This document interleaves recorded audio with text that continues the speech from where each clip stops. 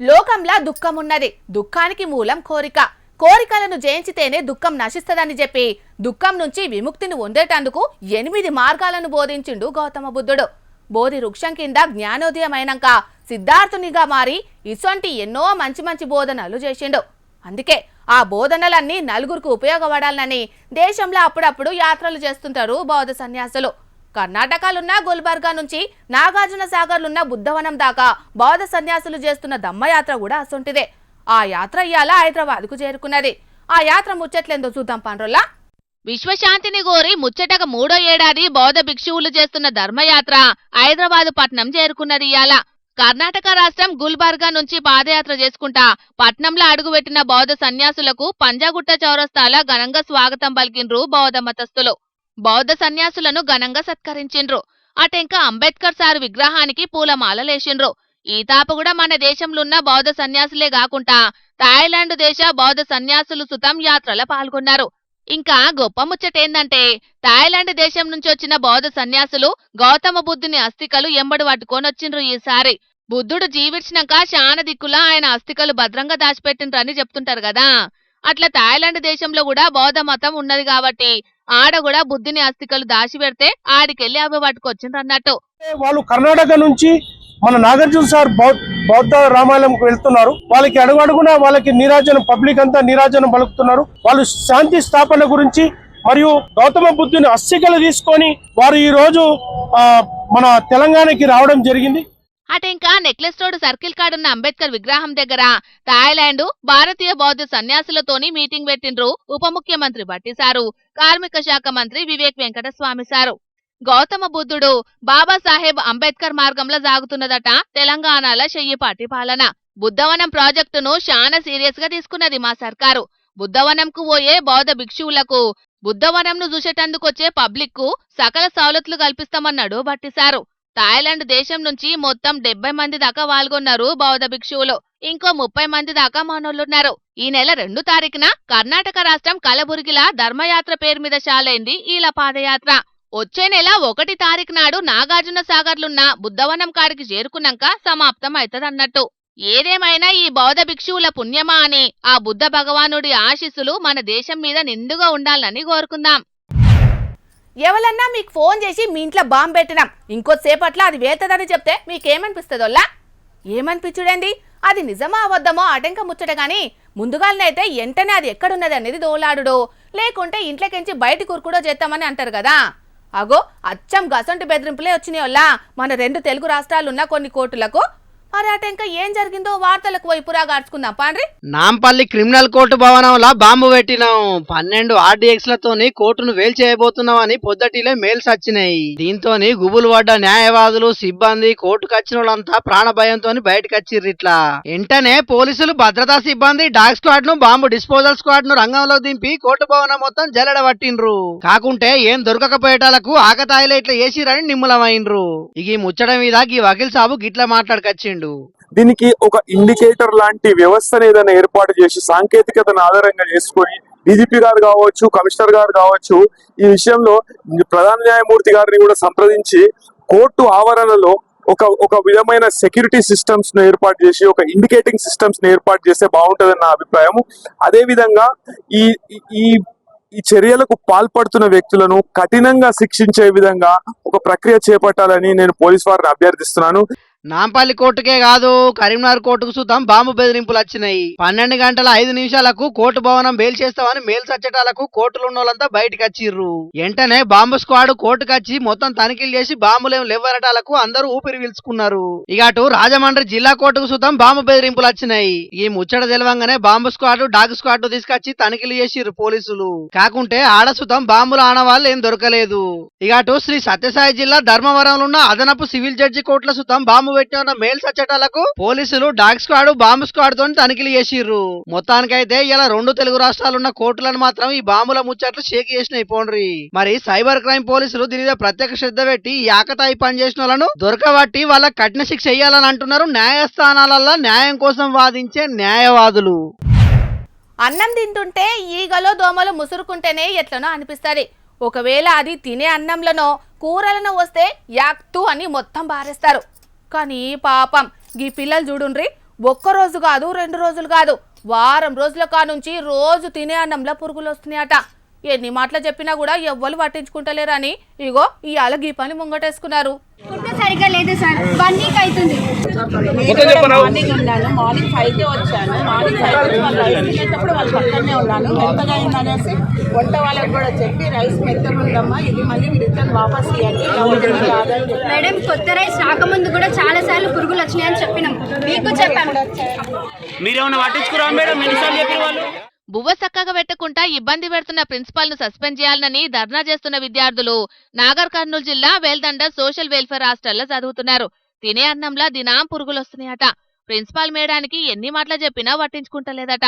మీదికెంచి తీసి పారేసినట్టే మాట్లాడుతున్నదట.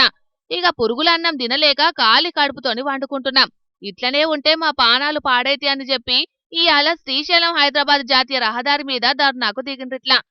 సెకండ్ బైపీస్ నుంచి ఉంది సార్. ఈ స్కూల్లో చాలా ప్రాబ్లమ్స్ ఉన్నాయి సార్, మెయిన్లీ ప్రిన్సిపల్ మేడం నుంచి. మాకు ఫుడ్ 1 వీక్ నుంచి సరిగా లేదు సార్. రోజు పురుగులు మాత్రం కామన్గా వస్తున్నాయి రోజు. అది టీచర్స్కి చెప్పిన ప్రిన్సిపల్కి చెప్పిన ఎవరు ఏ రియాక్షన్ లేదు. ఇంకా అన్నం అయితే 1 వీక్ నుంచి మొత్తం మెత్తగా వస్తుంది సార్, అసలు తినడానికి కూడా రావట్లేదు. తినే అన్నం కానే కాదు, పండగల పేరు మీద విద్యార్థుల దగ్గర పైసలు సుతం వసూలు చేస్తున్నదట. ఫేర్వెల్ పార్టీ కోసం సుతం పైసలు ఇవ్వాల్సిందే, లేకుంటే మీరు పరీక్ష కేంద్రానికి ఎట్లా పోతారో నేను చూస్తానని పైసలు ఇయ్యనోళ్లను టార్గెట్ చేసి మాట్లాడుతున్నదట. లొల్లి బగ్గయ్యటాలకు పెద్ద సార్లు ఆ బడికొచ్చి విచారణ చేసిండ్రు. మరి ఆ ప్రిన్సిపాల్ మేడం మీద ఏం చర్యలు తీసుకుంటారో తెలియదు గాని గీదిట్లుంటే గీ కథ చూడుండ్రి.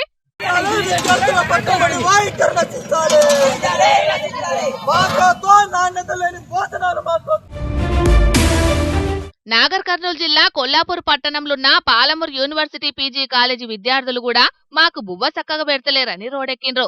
ఏకంగా వాళ్ళ కోసం వండిన గంజును సుతం రోడ్డు మీదికి తీసుకొచ్చి నిరసన చేసిండ్రు. ఇక ట్రాఫిక్ బగ్గయ్యేటాలకు పోలీసులొచ్చి వాళ్ళను రోడ్డు మీదికెంచి పక్కకు తీసుకుపోయి ట్రాఫిక్ క్లియర్ చేసిండ్రు.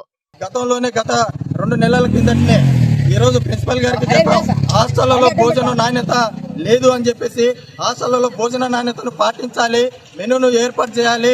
ఈ హాస్టళ్లలో ఉన్నటువంటి గర్ల్స్ తర్వాత బాయ్స్ క్యాంపస్ లో కూడా వార్డెన్లను నియమించాలని చెప్పేసి గతంలో ప్రిన్సిపల్ గారికి అనేక మంది విద్యార్థులను రాతపూర్వకంగా కూడా రాసిచ్చినటువంటి పరిస్థితి ఈ రోజు ఉంది. ఈ రోజు బిర్యానీలు కావాలని మేము అడగట్లేదు, ఉన్నటువంటి దాంట్లో నాణ్యత పాటించమని చెప్పి మేము అడుగుతాను. కానీ ఈ రోజు పశువులు కూడా తినడానికి ఉపయోగపడిన అన్నాన్ని ఈ రోజు హాస్టల్ విద్యార్థులకు పీజీ కాలేజీలో ఉన్నటువంటి విద్యార్థులకు పెడతా ఉన్నారు. పశువులు కూడా తినలేని అన్నాన్ని పీజీలు చదివే విద్యార్థులకు పెడుతున్నారంటే నిజంగా సిగ్గుపడాల్సిన ముచ్చటనే. మరి విద్యాశాఖను వేరేటోళ్ళకిస్తే మంచిగా చూసుకుంటారో లేదోనని సీఎం రేవంత్ అన్ననే దగ్గర పెట్టుకున్నాడు. కాకుంటే రేవంత్ అన్నకు బొచ్చడని పనులుంటాయి కాబట్టి విద్యాశాఖలున్న తక్లీఫ్లు పట్టించుకునే తీరికలేనట్టున్నది. లేకుంటేనా ఇదివరకు చెప్పినట్టు మెనూ ప్రకారం విద్యార్థులకు తిండి పెట్టని ప్రిన్సిపాళ్లను వార్డెన్లను నౌకర్లకెంచి ఊడవీకి పారేసేటోడు కావచ్చు. చూడాలే మరి ఇప్పటికైనా రేవంత్ అన్న విద్యాశాఖ మీద శ్రద్ధ పెట్టి విద్యార్థుల తక్లీఫ్లన్నీ తీర్చే ఉపాయం ఏదన్నా ముంగటేసుకుంటాడో, లేకుంటే ఇసొంటి అన్ని కామన్ ఎవలో మనమంటే గిట్టనోళ్ళు చేసినట్టున్నారని చూసి చూడనట్టు ఇష్టపడతాడో. పబ్లిక్ ఇప్పుడు మా రాముల తాతని పిలిచేయాలి కదా, మరి పెద్ద మనిషి ఇయాలే మిగ్రం ముంగటేసుకున్నాడు, అరుచుకుందాం పాండ్రి. ఓ తాత ఏం చేస్తున్నావే? రాములు రాములా నన్ను ఆగమనం చేసినవు రాములు రాములు. అసలు నా అందానికి ఎంత రేంజ్లు ఉండాలనో ఎరికేనారా? ఇటువంటి పెంట మొక్కలతో కలిసి వార్తలు చదివే పరిస్థితి వచ్చింది. అసలు నా రేంజ్కి పెద్ద పెద్ద హీరోయిన్లు వచ్చి అక్కడ కూర్చొని వార్తలు చదవాలి. కానీ ఏం చేస్తాం, నా కిస్మత్ మంచిగా లేక ఇతరులతోటి వార్తలు చదవాల్సి వస్తుందిరా. ఏం కాదు మరి ఏం చేస్తాం, చదువుకోవాలి. రాములు రాములా నన్ను ఆగం చేసిన ఊరు కోపు చూత అంటే ఇది మా ముక్కిన ముసలి ముఖం రాముల తాత లెక్కనే కానొస్తున్నాడే, డౌటే లేదు. ఆయన చేయాలకు జోర్దాలకి ఇంకేవలొత్తారు గాని. ఓ తాత ఏందే ఏషము అది చెప్పు. ఓరోరి ఓగి నన్ను కొరికైరో, ఓరోరి ఓగి నన్ను నమిలేరో, ఓరోరి ఓగి నన్ను కుదిపేరు, ఓరోరి ఓగి నన్ను కలిపేరు. అరే నాకు ఒంటి మీద 60 ఏళ్ళు వచ్చినా ఈ పాట పాడుతా అంటే అక్కడ నేను 16 ఏళ్ళ పడుసోన్నా అన్నట్టు అనిపిస్తాందిరా. ఈ పాట నా కోసమే పాడిర్రా ఏంది అనిపిస్తుందిరా ఈ పాట పాడుతా అంటే. భలే గమ్మత్ అనిపిస్తా. ఓరోరి ఓగి నన్ను కొరికైరో. గాడిదకి గుర్రానికి చాలా తేడుంటది మాస్టారు. ఆ పాటను నీకోసమే వాడిన్లని పన్లిగిలియకు. ప్రభాస్ అన్న ఫ్యాన్స్ నిన్ను బట్టలన్నీ జినిగేటట్టు కొడతారు పాయలం. మరి అరే నా అందాన్ని చూసి కొన్ని గాడిదలు కుళ్ళుకుంటానయ్యరా, నా పడుస్తానాన్ని చూసి వాళ్ళ పాస్ పండ్లల్లో పినాయిలు పోసుకుంటాళ్ళు. కొంతమందిని చూస్తుంటే ఆ పోసు గింజ పొల మాటలు మనం అసలుకే పట్టించుకోవద్దు. వాళ్ళ నోళ్ళ మన్నుగొట్ట లేకిడి మొక్కలు వేసుకొని వచ్చి జిట్టి తలిగేటట్టు మాట్లాడుతూ అంటారు. దెస్సే నీ తిప్పులాట ఆపి ఇంతకు ఎంగడేందో అది చెప్పు ముసలోడా. కాటికి కాలు చాపేకి ఈడులా గా కాటికిలేంది, ఎంటికలకు గా కర్ర కలరేంది? మ్యారేజ్, నేను ఇంకో మ్యారేజ్ చేసుకోబోతానా. నన్ను చేసుకోబోయే పొలకు నేను పడుసు పొలగాని లెక్క కాన రావాలన్నా వద్దా? అందుకే ఈ తెల్లగడ్డానికి జరంత నల్ల రంగు వేసుకుంటానా. ఇక నెత్తికి రంగు సరిపోదేమో అని అనుకొని ఇగ్గు కొనుకొచ్చుకొని పెట్టుకున్నా. ఎట్లున్నారా నేను? పుష్ప సినిమాలో అల్లు అర్జున్ లేకున్నావు తాత. చూస్తావా అమ్మే? నా రేంజ్ అదమ్మే, పుష్పరాజమ్మే. పరిశాన్ అవుతా ఉండదు ఆ అమ్మే. ఏంది నువ్వు ఇంకో మ్యారేజ్ చేసుకుంటున్నావా? ఇవాళ రేపు అన్నట్టున్న నీకు ఏం పోయే కాలం ముసలోడా. అయినా ఈ ఏజ్ లా నిన్ను పెళ్లి చేసుకునేటోళ్ళెవలే? అమ్మరా దీని బాపమ్మ, ఇది నా ఇజ్జత్ అంతా తీస్తుంది కదరా. కూల్ రా రాములు, కూల్ కూల్. పోనీలే, ఇది కూడా నా మనవరాలే కాబట్టి జర్రంతా నేను అమ్ముడు పోయేదాకా ఓపిక పట్టాలి. అంతకు తగ్గ బొంత అన్నట్టు నాకు తగ్గ పొల్ల ఎవరో ఒకళ్ళు దొరకకపోతారా? నన్ను నచ్చి పెళ్లి చేసుకోకపోతుందా? అయినా ఇవన్నీ ముచ్చట్లు నీకు చెప్పాల్సిన అవసరం లేదు. నీ వార్తలు నువ్వు చదువుకో. ఇక్కడ నువ్వు పో పో పో. ఇంతకు ఈ ముచ్చట ముసల్దానికి తెలుసా? తెలుసా అంటే ఏందో తేలికొని ముఖం దానా. నన్ను ఏరేటోళ్ళకు బేరం పెట్టిందే అది, దానికి తెలియకుండా కథ నడుతుందా? ఏంది నిన్ను బేరం పెట్టిందా? ఇంతకు ముచ్చటేదో చక్కగా అర్థమయ్యేటట్టు చెప్పరాదు సారు. నాకు ముసల్దంటే నచ్చలేదు, నేను ముసల్దాన్ని కూడా నచ్చలేను. అందుకే ఇద్దరం మాకం ఇడుపు కాదం ఇచ్చుకుందాం అనుకున్నాం. నీకు ఎంత కావాలో చెప్పే లక్ష్మి అని అడుగుతా, నన్ను నేను బేరం పెట్టుకుంటా. నన్ను ఎవరైనా కొనుక్కున్నారు అనుకో, ఆ పైసలు తీసుకుపోయి ముసల్దాని ముఖం మీద వారేస్తా. నేను ఏరో పెళ్లి చేసుకుంటా, వాళ్ళకి అమ్ముడు పోతా. ఏంటోరా పేరుకతం దుకాణం బంద్. నీ ముఖం లెక్కనే ఉన్నది గాని సరే, ఆ ముచ్చట అటు ఉంచు గాని ఇంతకు ముసల్ది నువ్వు ఎందుకు విడాకులు తీసుకుందాం అనుకుంటున్నారే అది చెప్పండ్రి. ఓ ఏమని చెప్పాలనే తల్లి, నా బాధలు చెప్పుకుంటే భారతం అంతా రాత్రి రామాయణం అంతా అయితే రోజు నేను పొద్దుగాల మాపడదావున అప్పుడప్పుడు పగటాళ్ళకు ఒక 90 ml మందు తాగేస్తా గంతే. నేను తాగొచ్చినప్పుడు వాళ్ళు అది చీపిరి గట్ట మరిచేస్తా. ఇట్లా చెప్పుకునేటందుకు సిగ్గనిపిస్తలేదానే తాత నీకు? ఎప్పుడో ఒకసారి తాగొచ్చినావంటే అలవాటున్న పానం అనుకుందామో. నువ్వు ఉద్యమం లెక్క రోజు ఓ లెక్కెంబడికి ఎక్కుదాగి ఇంటికొస్తే ముసలు ఎందుకు ఊకుంటా చెప్పు? చీపురు కట్ట తొడిగొట్టదా? సరే, తాగుడు ముచ్చట్లంటే నాదే తప్పు అని అనుకుందాం. రోజు టీవీ ముంగట అదే కూర్చుంటది, రిమోటం అదే పట్టుకుంటది, దానికి నచ్చిన సీరియల్లే పెట్టుకుంటది. ఆ సీరియల్ సల్లకుండా చూస్తే చూడని, కానీ వాటిలల్లా పావుల వంతు టోరి అయితే 3 పావుల వంతు దీంతరణ దీంతరణ దీంతరణ దీంతరణ దీంతరణ దీంతరణ దీంతరణ దీంతరణ. ఓ ఇదే కథ. ఇక ఒక సీరియల్ ఉన్నది, సీరియల్ పాడైపోను, దాంట్లో వీరోగానికి ఉత్తత్తందని 3 రోజుల కానుంచి పాయకాన తలుపు తీస్తూనే ఉన్నాడు. వాడు తెరవాడు, అలాగ పోయి ఉత్తపోయాడు. లస్కీ వాడి పట్ల ఉత్తపోసేటట్టు లేడు. కానీ నువ్వు వచ్చి జరంతా నాకు కూడి పెడుతూ రావే, నీకు పుణ్యం ఉంటుంది అని అంటే అది ఇట్లా మారే చూస్తుంది ఏటపోతుగా చూసినట్టు. ఎవరికని చెప్పుకొని నా బాధను. ప్రతి ఇంట్లో ఇది కామనేనే తాత. ఓ 2-3 సీరియల్ అయిపోయేదాకా జర తోపిక పట్టాలే, అంతలా వాకలైతే పెట్టుకుని నువ్వే తినాలే. ఇంతేనా? ఇంకా చెప్తానా ఇను. అది కూర వండాలంటే నాది కూరగాయలు కోసే వంతు, అది అలుకు చల్లాలంటే నాది వాకిలు ఊడ్చే వంతు, అది వంట చేయాలంటే నాది బాసన్లు తోమే వంతు. ఇదేనా నా పద్ధతి? ఒక మగోనికి చెప్పే పద్ధతి, పెళ్ళం మీద పద్ధతి ఇదేనా? ఎన్నని చెప్పాలని అయితే చెప్పుకుంటూ పోతే నా బాధలు కోచి అయితే రామకోచి అయిపోతుంది. నన్ను రోజు రాసి రంపాన పెడుతుంది దాన్ని నోత మనుగొట్టా. అట్లని నువ్వు అమ్ముడు పోతావా అనే చెప్పు. భార్య భర్తలంటే పాలు నీళ్ళ లెక్క కలిసిమెలిసి ఉండాలి, ఒకరి బాధను ఇంకొకరు పంచుకునేటట్టు ఉండాలి. కానీ ఇట్లా చీటికి మాటికి చిన్నదానికి పెద్దదానికి పంచాదులు కోసుకుంటారా చెప్పు? ఇసొంటి చెప్పమంటే నేను పొద్దంతా చెప్తా. అయినా నేను అమ్ముడు పోవుడు కాదు, దానికి నచ్చక నన్ను వేరేటోళ్ళకి అమ్ముడు పోయేటట్టు చేస్తాంది గంతే. ఆగు, ఇట్లయితే ఇదే ముచ్చట ముసల్దానికి నేనే ఫోన్ చేసి అడుగుతా. నీతో నాది ఏగియలేక పోతున్నదంటే నేనే నిన్ను అమ్మి పెడతా. హైదరాబాద్ లా బర్ల ఫామ్లల్లా పని చేసేటందుకు మస్తు మంది కావాలన్నట. ఓ దీన్ని ఇట్లా మన్నుగొట్ట, నేనేం కథ చెప్పినా ఇదేం కథ రాస్తాంద్రా? ఓ లేకిడిదానా, దానికి ముచ్చట తెలియదే.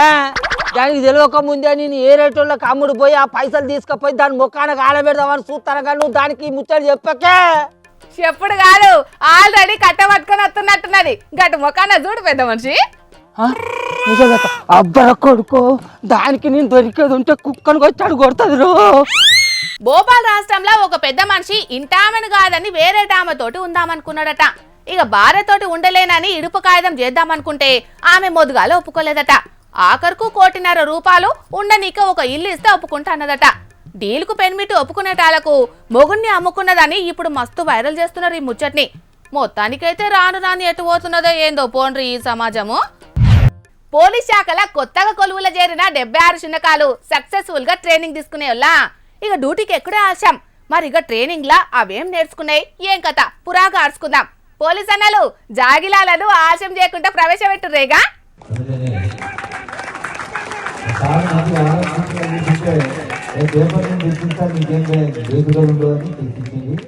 వారేవా ఎట్లా చెప్తే అట్లింటున్నాయి.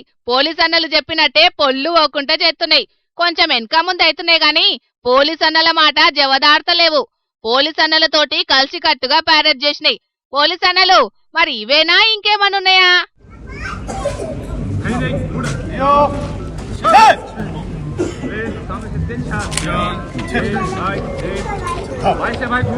సెల్యూట్ అనగానే ముందటి 2 కాలెత్తి సలాం కొడుతున్నాయి. ఈ నడుమున్న కుక్క జరంత నిమ్మలంగానే ఉన్నట్టుంది. ఏమైతే అన్నట్టే నిమ్మలంగా చేస్తున్నది. పోలీస్ అన్నలు చెప్పినట్టు చేసేటందుకు జరంత తిప్పలే పడ్డాయి. అటెంక గిది చూడుండ్రి ఎంత టాలెంటెడ్ ఉన్నదో. పోలీస్ అన్న బొక్క ఇసురితే అసలుకే దగ్గుతలేదు. ఎత్తు రింగులకెళ్లి దుంకింది. అన్ని సాహసాలు చేసి ఆఖరికి బొక్కను దొరకబట్టి మళ్ళా పోలీస్ అన్నకు తెచ్చిచ్చింది. ఇవే కాదల్లో ఇసంటి ఇంకా చాలా స్టంట్లే చేసినాయి కుక్కలు. ఇక రేపటి సంధి డ్యూటీ ఎక్కుడేనట. ఆల్ ది బెస్ట్ కుక్కలు, దొంగల పిక్కలు వీకాలే. ముర్క చూసి దొంగలను అల్కగా దొరకబట్టి పోలీస్ అన్నలకు తిప్పలు లేకుండా చెయ్యాలి అన్నట్టు ఇది పట్నం మొయినాబాద్ దిక్కు 888లా ఇంటెలిజెన్స్ సెక్యూరిటీ వింగోల పర్యవేక్షణలో జరిగింది. మళ్ళా వీటిని వాడల మీద కుక్కలేమన్నా స్టంట్లు చేసి స్టెంట్లు వేయించుకుంటే మా బాధ్యత లేదు చూసుకోండి. ఈ సోషల్ మీడియా పాడుగాను ఏమంత మోపైందో గాని యూత్ పోరగాలను అధ్వానంగా తయారు చేస్తున్నదోలా. సోషల్ మీడియాను తెలివిగా వాడుకొని పేరెళ్ళేటోళ్ళు కొందరైతే చిల్లర పనులు చేసి మంది ముంగట ఇజ్జత్ తీసుకున్నట్టల్లే చాలా మంది ఉంటారు. రైలు పట్టాల మీద చిల్లర రీల్స్ చేసి మందితోనూ సొట్లు పడడే కాకుండా కేసుల పాలైన ముచ్చట్లు ఏన్నో ఓ కాడ చూస్తూనే ఉన్నామా. ఇక గీడొక పోరాడు కూడా గట్లనే చిల్లర పని చేసి కాకిలకి చిక్కిండో. మరి ఏం చిల్లర పని చేసిండో ఏం కథనో పురాగార్చుకుందాం పాడ్రి.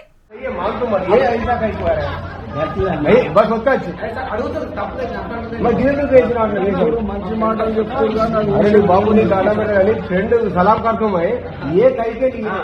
అగో గీ సీన్ అచ్చం జంబలకడి పంబలో ఉన్నట్టే ఉన్నది కదా. గడ్డాలు మీసాలు ఉన్న మగ మహారాజులు మహిళక్కల లెక్క చీరలు కట్టుకొని నైటీలేసుకొని కానొస్తుంటారు. హీరో తలకాయ పట్టుకొని గీలేంద్రనైనా గిట్ల తయారైండ్రని మస్తు ఫీల్ అవుతుంటారు.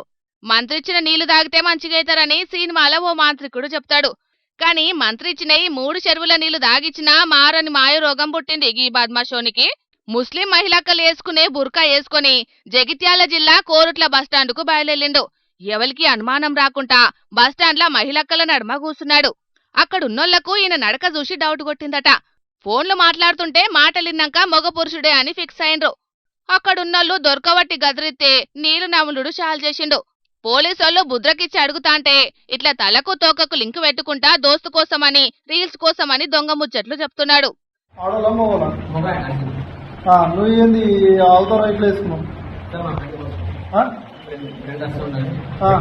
అంటే ఆ ఫ్రెండ్ ఆడినా కట్టమని చెప్పాడు.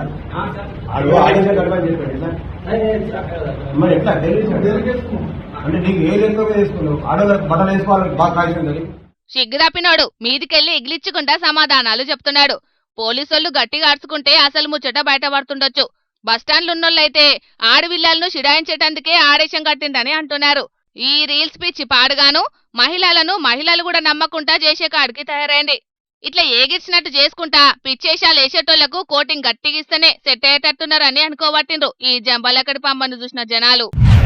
పెండ్లంటే ఇంటోలకు పెద్ద పండుగే. ఇక దాంట్లో ఆడవిల లగ్గం అంటే బరువు బాధ్యతలు బగ్గుంటాయి, సంబరాలు ఇంకింత జోరుదారుగుంటాయి. ఆడవిల ఇంటికి దూరం అవుతున్నదని దున్యా మెచ్చే తీర్లా బగ్గ కట్న కానుకలిచ్చి లగ్గం చేపిస్తారు కొందరు అమ్మానాయనలు. కిలోల కొద్ది బంగారం పెట్టి కోట్ల రూపాయలు సారవోసి అమ్మా నాయనలు అందరి మెప్పు పొందుదామని చూస్తాంటే గీళ్ళు మాత్రం అంత రివర్స్ ఉన్నారు. కోట్లు గుమ్మరిచి జనాలతోటి అచ్చింతలేపించుకుంటున్నారు కదా. ఏహే ఎవ్వరు తగ్గుతలేరు కదా. ఎగజిమ్మేటోళ్ళు ఎగజిమ్ముతూనే ఉన్నారు, ఎత్తుకపోయేటోళ్ళు ఎత్తుకపోతూనే ఉన్నారు. మొగుల మీదికెళ్ళి పైసల వాన గురుస్తున్నదా అన్నట్టే గీ అన్న జిమ్ముతాంటే వెనకమల్ల సంటోడు కూడా దోసిటి నిండా కడక్ నోట్లను జమాయించి పట్టుకోబోతున్నాడు. దేవుడు పెద్ద చేతులు ఇయ్యలేదు గాని లేకుంటేనా ఆడున్న పైసలన్నీ జమాయించేటోడు కావచ్చు పోన్రి.